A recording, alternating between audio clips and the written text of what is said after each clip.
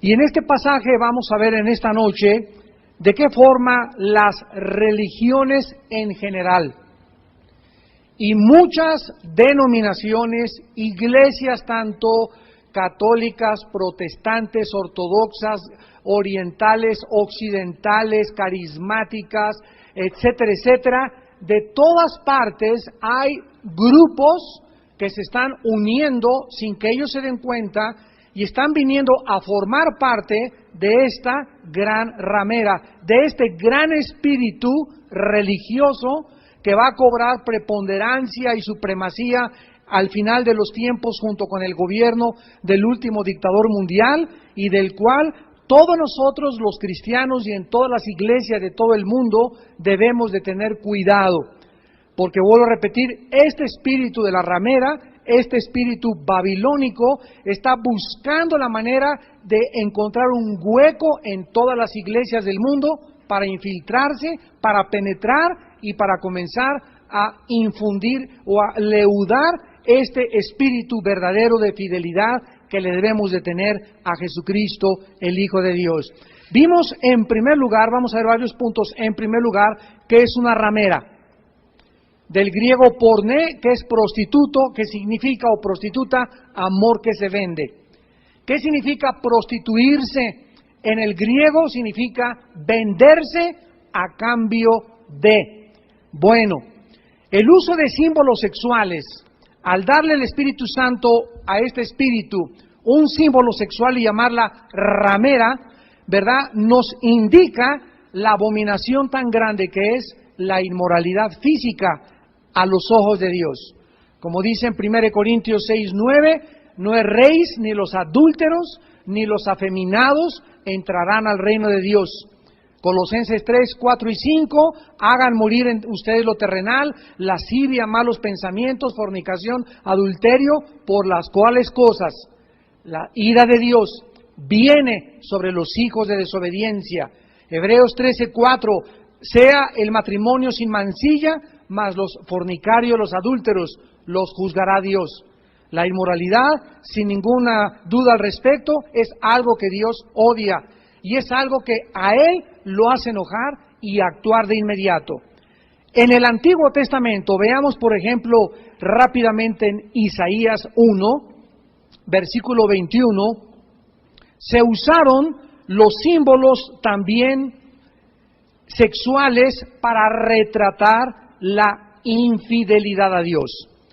Así como en el área física, en la dimensión física, en el mundo físico, la inmoralidad sexual es abominación para Dios, Dios usa el lenguaje de la creación, el lenguaje físico, el lenguaje de todos los días para ilustrarnos verdades espirituales y las podamos entender. Así como hay un adulterio y una fornicación física, la Biblia dice que también lo hay en el mundo espiritual. Y hay muchos cristianos que a lo mejor no son responsables de que son adúlteros con su esposa y sí, no han faltado a su esposa o no son inmorales, pero en el área espiritual se han prostituido. Y lo vamos a explicar en esta noche. Dice en Isaías 1:21, y es el profeta exhortando a la ciudad de Jerusalén. Y vean ustedes el lenguaje que usa. ¿Cómo te has convertido en ramera? Oh, ciudad fiel, le llama a Jerusalén prostituta, ramera. La compara con una mujer que tiene muchos amantes. Llena estuvo de justicia, en ella habitó la equidad, pero a ella ahora ellos son los homicidas. Vemos pues que con esta simbología, la infidelidad de Dios, o se retrata la infidelidad de Dios por alguien que clama honrarlo. Vamos por orden para ir entendiendo esto. La simbología sexual se usa, o la fornicación o la prostitución, para alguien, llámese una iglesia, llámese una persona, llámese una familia, llámese una denominación, llámese una organización, cualquier persona que clame y que diga que cree en Dios, pero que sin embargo le es infiel.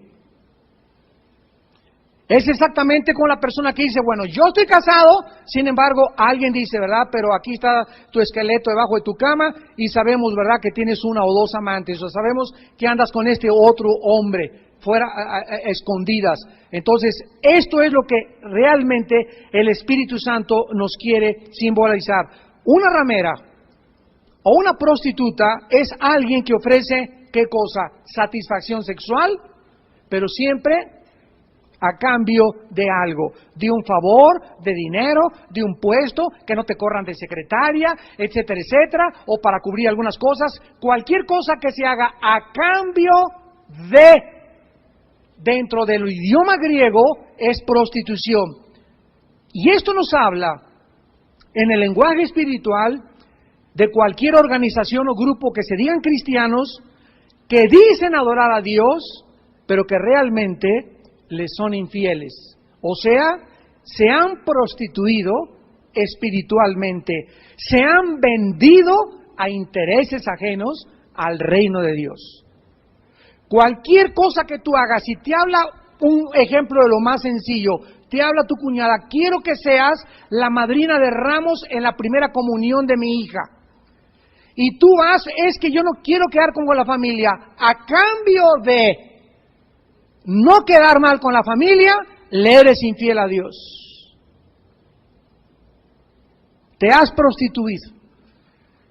Es que mira, te invito a que vayamos a Acapulco a un viaje de negocios y don Carlos, quiero que usted esté con nosotros, etcétera, etcétera, y tú sabes que tu jefe es un borracho, que van a adulterar, que van a ir a los table dance en la noche, pero a cambio de no perder tu trabajo, a cambio de que mantengas tu trabajo, a cambio de que el fulano, el señor Richelieu te dé un puesto o te suba de posición, vas con él y te prostituyes. Vendes tus intereses, le eres infiel a Dios a cambio de un miserable plato de lentejas que te van a dar, o más dinero, o otra posición, u otro puesto en tu oficina. ¿Me van siguiendo? Esto es lo que el Espíritu Santo está atacando. Y esto va a crecer. El mundo va a ejercer sobre nosotros una presión tal que los cristianos van a acabar vendiéndose ¿a quién? Al mundo. En el Antiguo Testamento, cuando Israel, Dios le dijo, yo soy tu escudo, yo soy tu galardón, yo peleo tus batallas. Venía a venir Egipto contra ellos, Israel hacía lo que Dios le prohibió, ir a los asirios y decirle al rey de Asiria, protégenos a cambio de sobrevivir. Porque Egipto nos quiere atacar, o viceversa, cuando los sirios querían atacar a Israel, iba Israel y corrían con Egipto. Y entonces Dios les decía, como una ramera te has escondido debajo de un árbol frondoso junto con tus enemigos. Se prostituyeron, a cambio de protección, se vendieron a ese país y le fueron infieles a Dios. Y así el mundo va a tratar de ejercer presión contra nosotros, contra la iglesia, contra las familias. Y este espíritu de la ramera, de vender tus convicciones, de sacrificar lo que Dios te dice que no debes de sacrificar, que es tu fe, la sacrificas por un miserable plato de lentejas. En segundo lugar, dice en Apocalipsis, regresamos, que esta ramera tiene influencia universal. Este espíritu tiene una influencia universal. Dice en el versículo 17 que está sentada sobre muchas aguas. Y ya vimos que estas aguas representan naciones.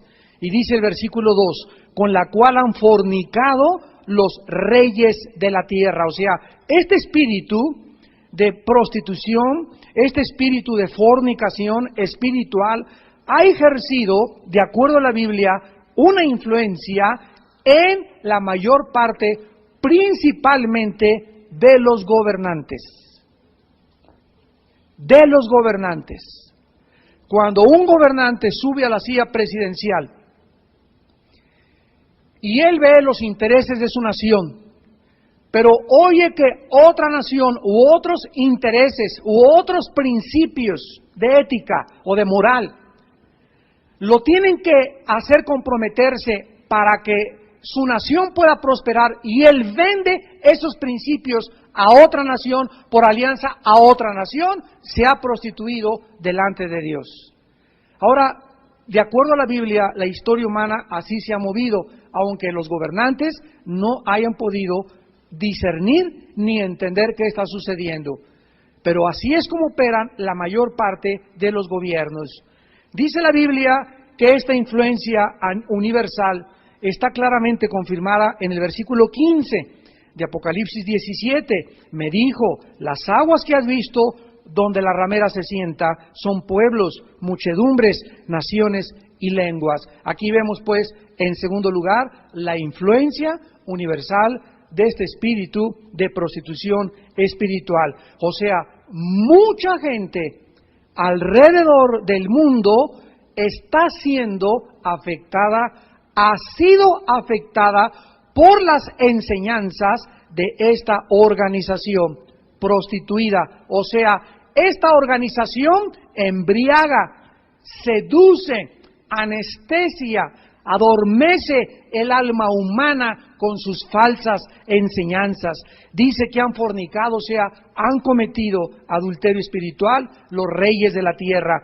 Esta mujer, esta organización tiene un poder y una influencia sobre la mayor parte de los gobernantes de la tierra, y al pueblo en general lo ha embriagado, lo ha anestesiado, lo ha dormido con el vino de su fornicación. En otras palabras, más claras, los gobiernos y los pueblos han sido extraviados o desviados por el vino de la ilusión religiosa que resulta de las enseñanzas de esta organización.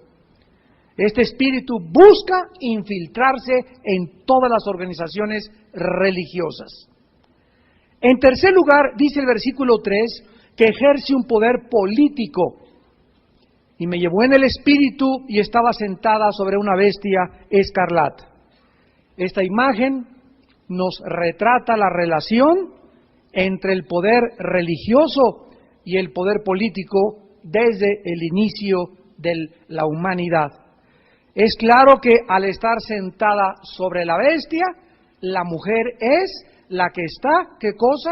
Ejerciendo las riendas, la que tiene el control, la que tiene la manipulación de la bestia. Al principio lo vamos a ver, después la bestia se va a deshacer de ella, pero nos muestra la Biblia que el poder religioso crecerá como un monstruo en los años que vengan, y va a llegar a ser tan grande el poder religioso que literalmente va a gobernar, va a manipular, va a dirigir, va a ejercer control sobre el futuro imperio mundial, del futuro dictador mundial que es el anticristo. Esta organización religiosa ejercerá un poder tan grande sobre la última forma de gobierno mundial dirigida por el anticristo. O sea que cualquier nación que esté controlada por alguna religión está controlada por este espíritu. Y lo podemos ver durante 16 siglos que en Europa es el primer continente donde comenzó la fuerza, la tecnología, el renacimiento y todas las cosas que han sucedido en la historia.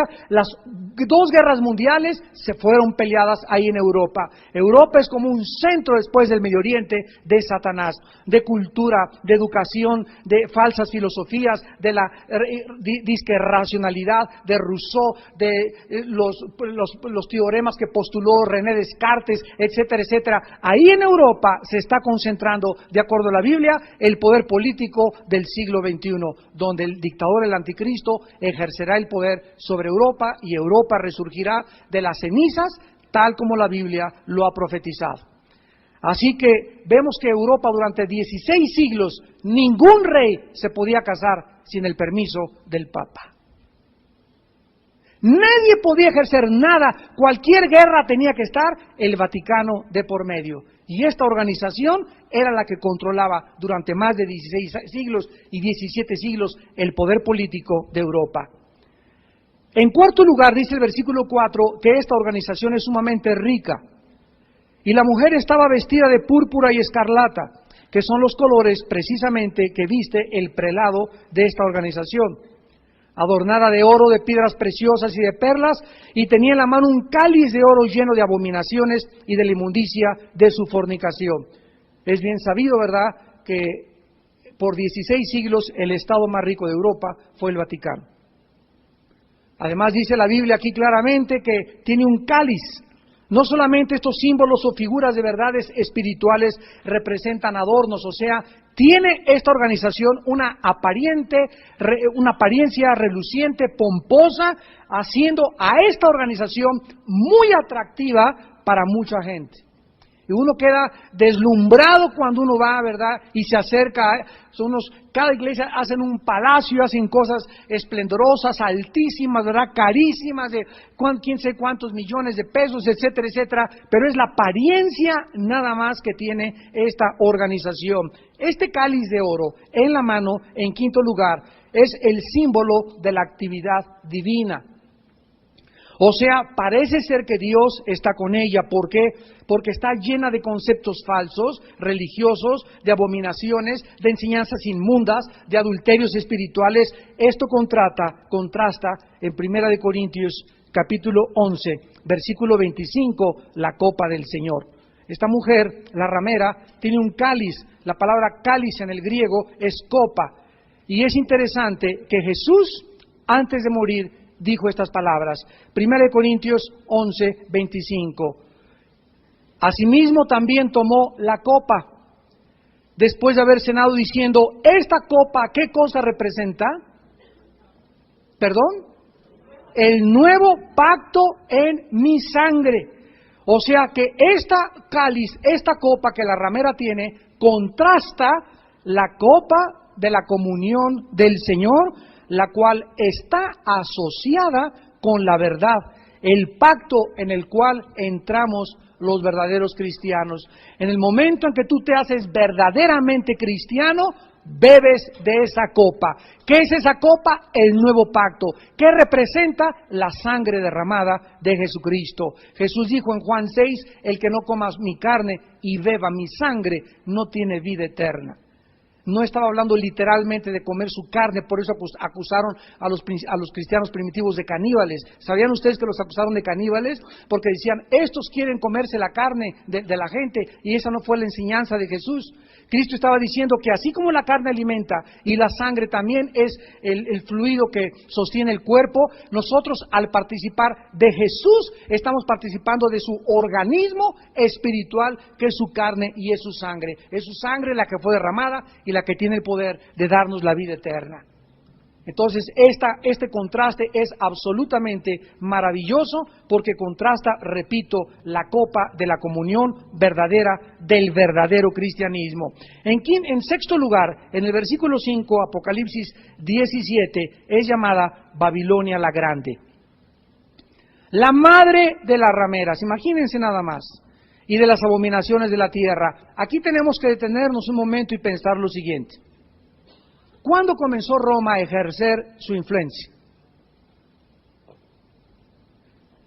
No fue hasta el año 350 después de Cristo, cuando el último emperador romano, Constantino, dice que se convirtió en la batalla de Milvain, cuando vio en el cielo una cruz que decía, por este signo vencerás, y del año 350, síganme con cuidado, del año 350 hasta el año 1961, la Biblia se prohibió. La Biblia se cerró. Desde el año 350 hasta 1961, nadie podía leer la Biblia, se prohibía leer la Biblia porque no la podían entender. Yo recuerdo hace muchos años, yo era niño, teníamos una tía donde tenía un piano y tenía una Biblia grandota de esas, ¿verdad?, pacotudas, y tenía un candado.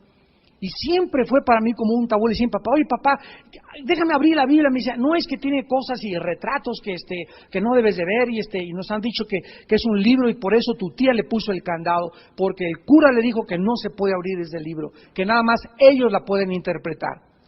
¿Qué pasó en 1961? Por fin, gracias a Dios, un papa llamado Juan XXIII.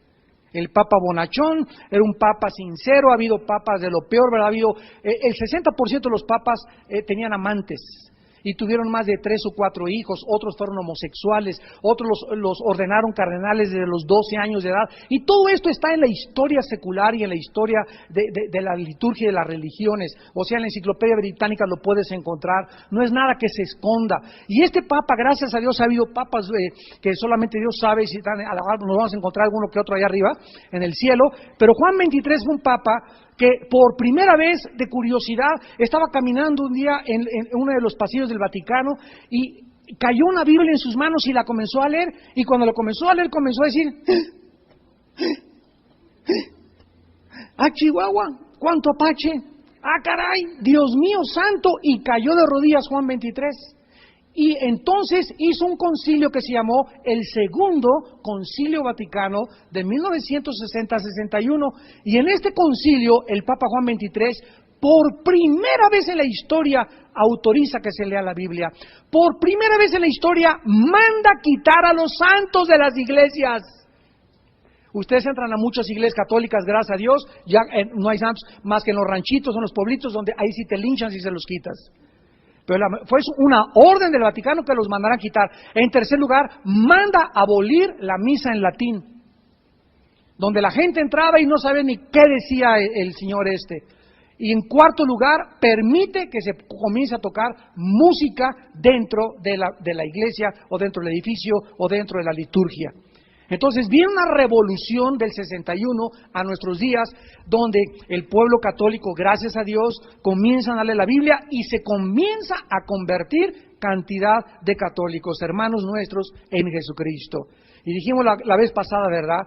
Todo esto de la Biblia no es contra el pueblo católico, es contra las enseñanzas que salen del Vaticano, porque hay miles, millones de católicos sinceros que están buscando la verdad, que están leyendo la Biblia, que van a la iglesia porque todavía no se les caen los ojos, y nosotros debemos amarlos, tener compasión de ellos. A mí me encanta platicar con curas, con obispos, he platicado con arzobispos, con 2 cardenales, me encanta platicar con ellos porque yo sé en mi corazón que a lo mejor son ignorantes y les puedo abrir los ojos y a lo mejor les puedo mostrar el camino al cielo de acuerdo a la Biblia, porque no lo conocen. Y hay otros que te enfrentas y lo conocen, pero sus intereses son más grandes. Y entonces, ¿qué pasa? Entran a formar parte del espíritu de la ramera. ¿Por qué? ¿Qué es la ramera? Alguien que se vende a cambio de... Entonces, hay muchos que a cambio de, ya que no los excomulguen, ya que no es ser un estigma para su religión, y además, ¿qué voy a hacer? Una vez me dijo un cura, además, ¿qué hago, Armando? Es lo único que sé hacer, dar misa. Y pues vete a lavar carros, mano, vete a hacer otra cosa, pero si ya conoces la verdad, no te quedes ahí, aunque te estigmaticen, pero no formes parte de la ramera. Ya no vendas tus convicciones, porque ellos son los que van a ser juzgados. Esta es la condenación, dice Juan 3, que la luz vino al mundo y los hombres amaron más las tinieblas. Así que, ¿verdad? No tratemos mal. Es como los homosexuales. Nosotros amamos a los homosexuales. Aquí tuvimos un día en la iglesia un ex homosexual que nos pasó en la película, hasta era transvesti, a ese grado llegó. Y ese hermano se convirtió y los amamos, y amamos a los homosexuales, amamos a las lesbianas, pero lo que no amamos es el estilo de vida que han abrazado. Yo puedo tener un homosexual aquí y si les hago una cosa, te quiero ayudar, para eso somos los pastores, no me voy a asustar y quiero ayudarte a que salgas de ese pecado, pero el estilo de vida que tú tienes, Dios lo odia. Y si tú mueres en este estilo de vida, la Biblia dice en 1 Corintios 6, no heredarás el reino de Dios, no entras al cielo. Entonces, amamos a la persona, pero odiamos el pecado que ellos han abrazado. Una vez creo que les conté, estábamos en una ciudad en Estados Unidos, éramos como un grupo de 8 o 6 pastores, fuimos a invitar al doctor Billy Graham a que viniera en 1983 a predicar aquí a México cuando estuvo en la Arena Coliseo y después en otros lados. Y estábamos en el lobby de un hotel, como 6 o 7 pastores, y entraron como 6 o 7 homosexuales.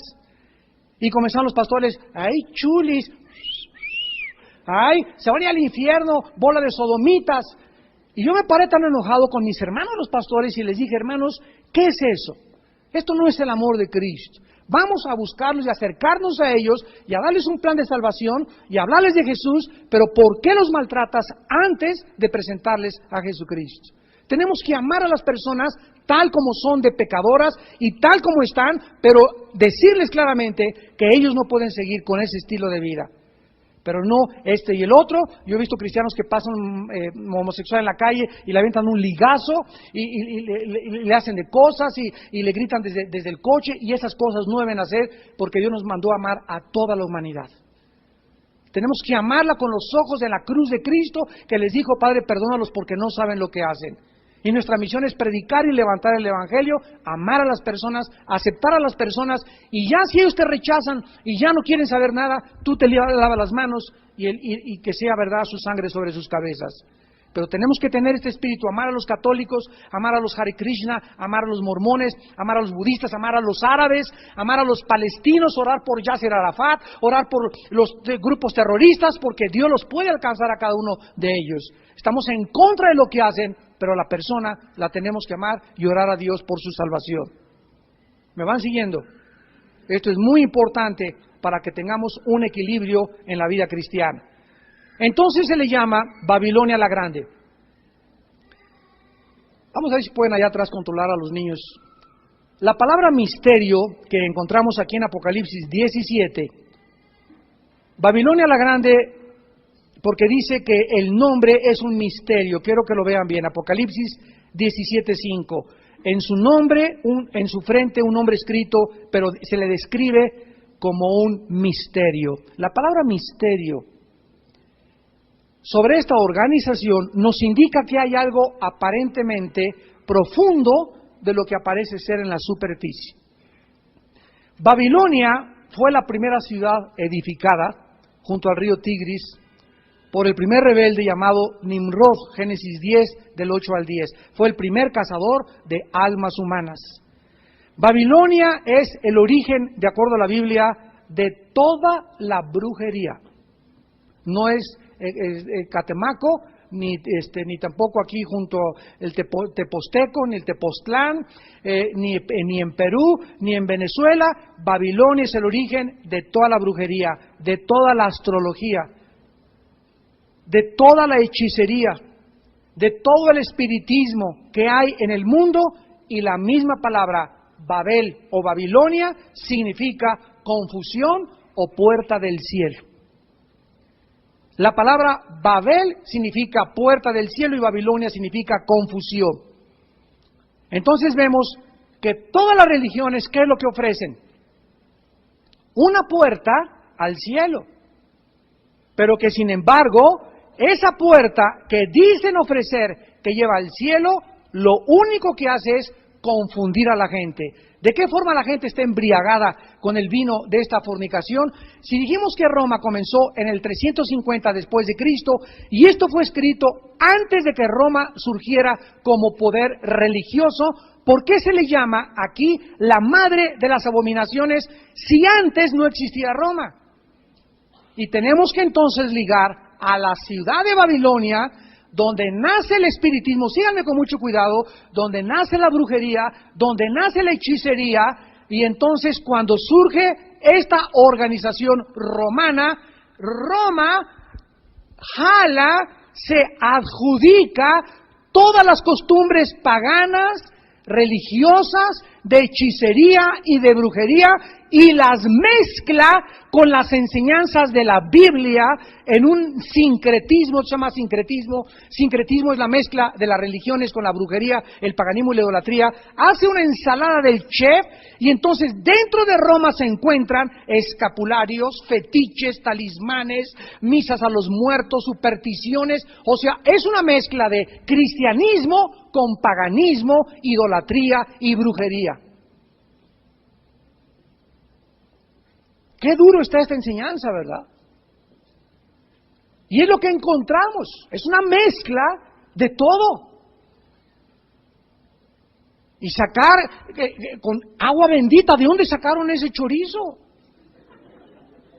Colgarse aquí el escapulario para que te proteja siempre. Y yo recuerdo que mi padre, en el colegio de La Salle, también mis maestros, me dieron el escapulario. ¿De dónde sacaron eso? ¿Dónde está en la Biblia eso? Y que se le echa el agua bendita. ¿De dónde sacaron que a los niños hay que bautizarlos para borrarles el pecado original? ¿De dónde lo sacaron, por el amor de Dios? Entonces vemos que es una mezcla de todo. y cuando ya comenzamos a leer la Biblia y nuestros hermanos católicos comienzan a leer la Biblia, se les comienzan a caer las vendas y dices, Dios mío, Señor, ahora sí veo la luz. Yo recuerdo que cuando comencé a leer la Biblia fue lo que grité, he sido engañado, y me entró un coraje. Yo fui corriendo con mi madre y le dije, mamá, nos han engañado. Cálmate, mijito, no te la ves, no vas a morir como Marta. Y dijo, mamá, vete tranquilo. Ya quería comenzar pues, en las plazas y en los zócalos y por todos lados a anunciar, ¿verdad? Nos han engañado. Y nos damos cuenta que precisamente esto es el espíritu de Babilonia. Babilonia es el origen de la brujería. Roma es el origen él se encargó de mezclar esto. Por eso dice la Biblia en Apocalipsis 17 que es la madre de las rameras, y por eso se le da el nombre de Babilonia a la ramera. La ramera es la condición espiritual religiosa. Babilonia es el nombre de la brujería y la hechicería mezclada con la religión. ¿No se han fijado ustedes? Miren, les voy a contar una historia que es que es cierta, y que, bueno, todos los brujos son casi la mayoría iguales. Había una bruja en Tlatelolco llamada Doña Pachita. Y había un presidente de la República, me reservo su nombre, en México, que fue ahí y de un taconazo andaba con un artista de cine, casi le tumban el ojo. Y Doña Pachita fue, y cuando le sanó el ojo a este expresidente de la República, se hizo famoso Doña Pachita. Y entonces hay una hermana que escribió un libro, Vanessa Michelson se llama ella, sobre algo de la maldad, el misterio de la maldad, que fue la secretaria de Pachita. Y ella dice que tenía, a la entrada de su consultorio, Pachita tenía a San José, a San Cristóbal, al niño de Atoche, a San Juan Bautista, a San Cristóbal, patrono de los choferes, a Jesús, tenía a todos los santos. Y si tú le preguntabas a ella si creía en Dios, claro que sí, y cualquier día, caray, qué religiosa es, pero te das cuenta que ahí mismo los mismos brujos tienen sus santos. Y ahora ha evolucionado una nueva brujería que se llama la santería, que comenzó a tener sus orígenes en Cuba. ¿Por qué? Porque está basada en los santos. De ahí viene la palabra santería, mezclada con el vudú de Haití y con la brujería de Babilonia y la astrología de tu padrino Walter Mercado. Dense cuenta qué revoltijo de enseñanzas, qué revoltijo de filosofías, qué revoltijo de paganismo, de idolatría, y todo mezclado en el nombre de Dios. ¿Ustedes creen cómo está el corazón de Dios de ver cómo se confunde el mundo con tanta mezcla, con tanta confusión que ya no sabe? Hay espiritistas que son religiosos, no importa, hasta los narcotraficantes son religiosos. Y traen sus medallotototas aquí, pero se echan a 3 o 4 diario. ¿Por qué? Porque eso les han enseñado, que se puede ser matón y narcotraficante y ser religioso, que puedes tener un amante y el domingo de 11 a 12 estar en misa, que puedes hacer una cosa mientras el cura vaya a tu casa y el cardenal lo invites a comer y le mandes dinero al Vaticano, no hay ningún problema, y te puedes casar 5 veces si quieres con el permiso de Roma. Todas estas cosas Dios las odia, y se están metiendo y se están infiltrando a las iglesias cristianas. El espíritu de la ramera. O sea que nos habla de la influencia espiritual que Babilonia ha tenido sobre esta organización. En séptimo lugar se dice que es la madre de las rameras, o sea, es así puesto que otros grupos o otras organizaciones están siguiendo los mismos pasos, insisto, o sea, mezclar el paganismo, la religión y la idolatría, lo cual se llama sincretismo, para que no vayamos tan lejos y no solamente critiquemos a los católicos dentro de las mismas iglesias cristianas. Yo he entrado en muchas iglesias, me reservo el nombre, donde si no eres miembro de esa iglesia no te dejan tomar la comunión. Se llama comunión cerrada. Eso es una barbaridad, es una herejía a la luz de la palabra de Dios. Tienes que ser bautizado. Hay otras iglesias donde vas y ya te bautizaron. ¿De qué iglesia viene fulano y tal? Pues se tiene que volver a bautizar. Esto es una barbaridad, es una herejía a la luz de la Biblia. Estoy hablando de iglesias de nosotros cristianas evangélicas. Estoy hablando de otras que tienen constituciones y que tienen catecismos aparte de la Biblia y dicen, prefiero ser más fiel a lo que dice la constitución de mi denominación con tal de verdad, de no apartarme de mi denominación y hago a un lado la Biblia porque soy más fiel a lo que dice mi denominación que a lo que dice la palabra de Dios. Hay denominaciones donde mandan a los pastores y a los 5 años los mueven. ¿Por qué? Porque así está en la constitución de fulano y fulano y fulano de tal. Y los pastores no pueden crecer, no pueden madurar, no pueden saber si tienen llamamiento de Dios, pero como la constitución de esta iglesia fue hecha así, con principios no bíblicos, comienzan a violar la palabra de Dios. Hay otras iglesias, mi esposo y yo acabamos de llegar de Cancún el domingo en la noche. Fui invitado ya como por 6 o 7 denominaciones de la Iglesia de Pastores de Cancún. Y hay otras iglesias, ¿verdad?, que comienzan a enseñar cosas donde si tú realmente no perteneces a esta iglesia, no eres miembro en plena comunión. Si tú no perteneces a aquella iglesia, tú no puedes tener compañerismo conmigo. Y así las cosas se están mezclando más y más y más dentro de nuestras iglesias. Y estamos llegando a un punto donde ya no es la palabra de Dios, es el gobierno de los hombres. Hay otras iglesias, en Cancún me encontré muchas donde los que manejan la iglesia hasta votan por quitar al pastor, o votan por el liderazgo, o votan por este anciano, o votan por aquella. Damas y caballeros, hermanos en Cristo, pastores que me escuchan en la televisión, la iglesia no es una democracia, ni es el PRD, ni el PAN, ni el PRI. En la iglesia hay una teocracia, el pueblo no tiene voz ni voto para el pastorado, los líderes son puestos por los mismos líderes. Lee Hechos, lee Tito, lee Timoteo y ahí encontrarás cuál es el gobierno de una iglesia cristiana. Imagínense, nada más ya me cayó gordo el pastorcito con sus mensajes, vamos a cambiar otro, vamos a hablarle al Pancholín que nos hable más suavecito. No es una democracia la iglesia, no se gobierna por principios gubernamentales humanos. Imagínense que Dios nos hubiera dejado eso. La iglesia es una teocracia gobernada por Dios, por principios en la Biblia. Y ya están las familias, está la familia Ramírez, la familia González, la familia Pompidou y la Richelieu, son los que manejan la iglesia, pusieron el techo, pusieron las paredes y por lo tanto ellos le dan un sueldo al pastor, ellos dicen lo que tiene que hacerse, ellos le dicen al pastor cómo tiene que predicar, ellos ¿por qué? Porque ellos son dueños de la iglesia, son iglesias nicolaitas. La palabra Nicolaos, laos, pueblo, Nico, gobernar, significa gobernadas por el pueblo. Y Dios nunca tuvo ese propósito que la gente gobernara las iglesias, ni mangoneara a sus líderes ni a sus pastores. Así que no critiquemos tanto a los católicos, porque estamos ya llenos, inundados de tradiciones y de enseñanzas antibíblicas. Dice también la Biblia que esta organización está sentada sobre 7 montes, versículo 9, Apocalipsis 17. Esto para la mente que tenga sabiduría. Las 7 cabezas son 7 montes sobre los cuales se sienta la mujer. La única ciudad asentada en el mundo sobre 7 montes es Roma. Y esto es confirmado por la Enciclopedia Católica. Ahí lo dicen, en la Enciclopedia Católica. Reconocen que es Roma. Y estos 7 montes se llaman Aventino, Coeliano, Esquilino, Capitolio, Palatino, Quirinal y Viminal. Son los nombres de las 7 colinas de Roma. En los días de Juan, esta ciudad solo podía ser Roma. Dice aquí, las 7 cabezas son 7 montes sobre los cuales se sienta la mujer. Pero en esos tiempos la iglesia que existía en Roma no era falsa. Cuando Juan estuvo escribiendo esto, la iglesia, ¿se acuerdan de la carta a los romanos? Es la carta que el apóstol Pablo nunca estuvo en Roma.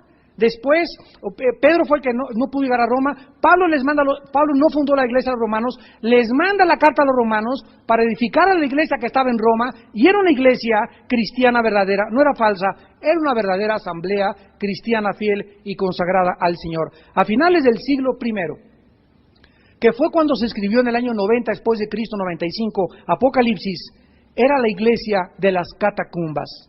Era una iglesia perseguida, sacrificada y sufriente en el Señor.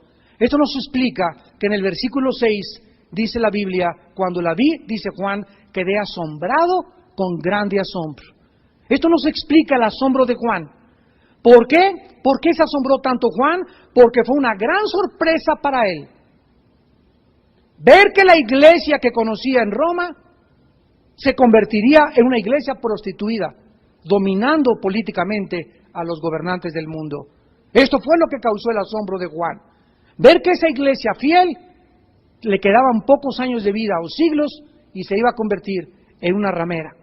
Podríamos decir que esto describe solo a Roma, como dijimos anteriormente, pero tenemos que recordar que existen muchas almas, insisto, dentro de la iglesia romana que han sido salvadas y son hermanos nuestros a través de la lectura de la Biblia. Lo que se describe en Apocalipsis 17 son las enseñanzas extrabíblicas y paganas de la iglesia romana introducidas en el nombre del cristianismo. Las enseñanzas. Esto involucra también la búsqueda del poder y del control terrenal obtenido a través de la autoridad religiosa. Las cruzadas, la Inquisición, las matanzas de los moros en las cruzadas en Medio Oriente, todas fueron hechas con el poder de la religión, usurpando el poder político para usarlo como un instrumento y como una espada para vengarse de sus adversarios. Este es el espíritu de Babilonia. Existen muchos grupos religiosos e iglesias actuales que están siendo azotadas por este mismo espíritu babilónico. No solo la iglesia romana, también hay iglesias ortodoxas, repito, anglicanas, orientales, occidentales, protestantes, independientes, carismáticas, evangélicas, y muchas de ellas reflejan este mismo error. ¿Qué dijimos que la prostitución está conectada con qué? Con el sexo y con venderse. La adoración bajo la gran ramera es la comercialización de nuestra grande necesidad y profundo deseo que tenemos por significado, amor y salvación. Hay una iglesia que se llama, y lo puedo decir, ¿verdad?, Pare de Sufrir, que sabe perfectamente bien, estos hombres saben la necesidad del mundo que tenemos por significado, pero te dicen, nosotros te lo damos a cambio de. Pare de sufrir a cambio de. O alguien, como me dijeron ahora que llegué a Cancún, oye hermano, acaba de venir aquí un predicador y nos cobró tantos dólares la noche. Y yo les dije, cualquier predicador, cualquier pastor que diga, voy a Veracruz, pero mis honorarios son $500 la noche, en el Hotel Holiday Inn, por favor, en un Hyatt, una limusín que me recoja en el aeropuerto, mándenlo a freír espárragos. Es un mercenario del Evangelio. En 1 Corintios 9 dice el apóstol Pablo, ¡ay de mí si no predico el Evangelio gratuitamente! Para eso tenemos nuestro pueblo que nos ayuda y que podemos ser sostenidos, pero eso de ir a cobrar por predicar es la prostitución, es la ramera en persona personificada en estos hombres mercenarios que lo único que hacen es tratar de aprovecharse la necesidad, o de estas organizaciones que tratan, ¿verdad? Mande un vaso de agua y mande estas cosas y le vamos a mandar tal cosa, o te mando un trapito ungido, así dice en la televisión, y lo pones debajo del cojín, pero manda $20, o hazte socio, o hazte o miembro de esta organización con $20 mensuales. ¿Qué dice 2 Corintios 9? Dios ama al dador alegre. Cada quien dé, no por tristeza ni por necesidad, porque Dios ama al dador alegre. Cada quien dé de corazón. Entonces, ¿cómo es posible que me manden un sobre que me diga, mande 20, 40, 50, 80 o $100? Y si quiero mandar 5, y si quiero mandar no 10 ni 20, sino 15, y si quiero mandar 17.50. ¿Por qué me van a decir lo que tengo que mandar? Entonces ya no es de corazón, ya no es como me sale, ya no es como mi voluntad. Nos hemos prostituido. Esta es la ramera precisamente, lo que se está haciendo de la gente y aprovechándose de la gente y de los sentimientos y de la necesidad que tiene la gente para venderles. Yo te doy eso a cambio de algo. Voy a ir a una tocada aquí y venimos aquí a Villanueva y tocamos aquí un conjunto, pero nos dan $1,000 la noche.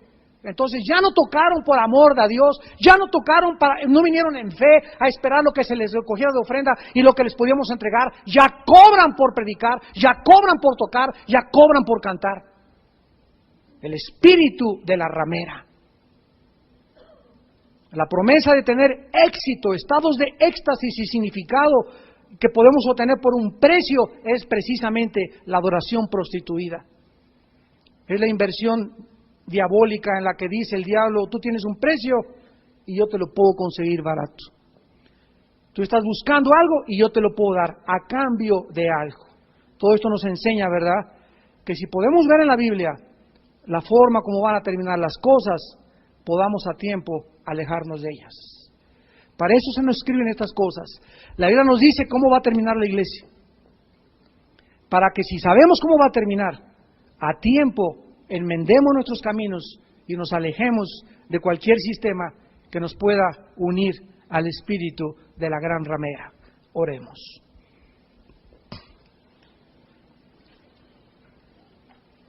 Señor, te damos gracias por tu palabra, porque Jesús lo dijo, dura palabra es de oír. Y tu palabra dice que hubo falsos profetas entre el pueblo de Israel, como Balaam,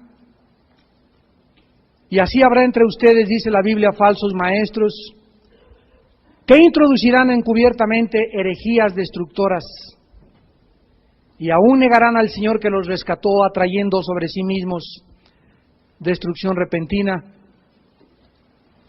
Y por avaricia harán mercadería de ustedes con palabras fingidas. Sobre los tales ya de largo tiempo la condenación no se tarda y su perdición no se duerme. Porque si Dios no perdonó a los ángeles que pecaron, sino que arrojándolos al infierno los entregó a prisiones de oscuridad para ser reservados al juicio, y si condenó por destrucción a las ciudades de Sodoma y de Gomorra, reduciéndolas a ceniza y poniéndolas de ejemplo a los que habían de vivir impíamente, sabe el Señor librar de tentación a los piadosos y reservar a los justos para ser castigados en el día del juicio. Y mayormente aquellos que siguen la carne, que andan en inmoralidades sexuales, que desprecian la autoridad y el señorío,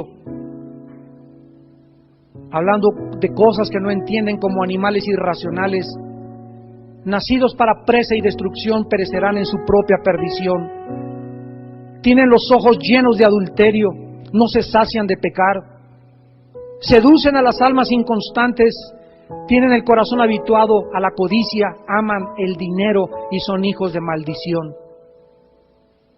Mejor les hubiera sido no haber conocido el camino de la justicia que después de haberlo conocido, volverse atrás del santo mandamiento que les fue dado. Pero les ha acontecido lo del verdadero proverbio: el perro vuelve a su vómito y la puerca lavada a revolcarse en el lodo. Mas ustedes, santos de Dios, en esta carta que les escribo, dice el apóstol Pedro, puesto que todas estas cosas han de ser destruidas, anden en santa y piadosa manera de vivir. Estando en espera de estas cosas, procuren con diligencia ser hallados por Él sin mancha e irreprensibles en paz. Sabiéndolo de antemano, guárdense, protejan su alma, no sea que arrastrados por el error de los inicuos, caigáis de vuestra firmeza. Antes bien, creced en la gracia y el conocimiento de nuestro Señor y Salvador Jesucristo, porque a Él sea la gloria ahora y hasta el día de la eternidad, por los siglos de los siglos. En esta noche tal vez hay alguna persona o varias personas que al escuchar estas conferencias has comenzado a entender la realidad del cristianismo y la falsedad de la religión. Jesús vino a esto, al mundo, a traernos esta luz. Él dijo que el día que conociésemos la verdad nos haría libres. Y muchos de ustedes están sumidos en cárceles y en prisiones de brujería, de astrología, mezclada con religiones diversas. Este es el espíritu de la ramera de Apocalipsis. Un espíritu de confusión. Un espíritu donde ese Dios no es el Dios de la Biblia. Es el Dios permisivo. Es el Dios que no te castiga. Es el Dios que no te ama ni que dio su vida por ti. Es el Dios que ellos han inventado. Porque el Dios de la Biblia es un Dios celoso de nuestras buenas obras y de nuestra pureza sexual. Es un Dios que nos llama a entregarnos totalmente a Él. Es un Dios que nos pide incondicionalmente que presentemos nuestros cuerpos en sacrificio vivo, santo, agradable, delante de sus ojos. Es un Dios que sus ojos nos examinan, sus párpados nos conocen, sus oídos oyen lo que hablamos. Él conoce nuestros pensamientos desde lejos, nuestro entrar y nuestro salir. Y como hijos amados nos manda que si invocamos por Padre, aquel que sin acepción de personas juzga según sus obras, tengamos temor de Él. Andemos en santa y piadosa manera de vivir, recordando que fuimos rescatados no con oro ni con plata, sino con la sangre preciosa de Jesucristo. En esta noche entrégale tu vida. En esta noche sacúdete de ese espíritu que te está atormentando de confusión y que te aleja más y más y te extravía de la verdad.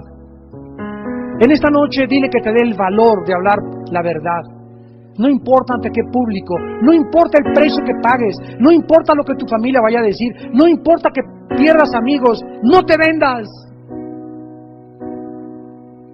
Él dio su vida en una cruz. Él no tuvo miedo de la muerte ni de los clavos.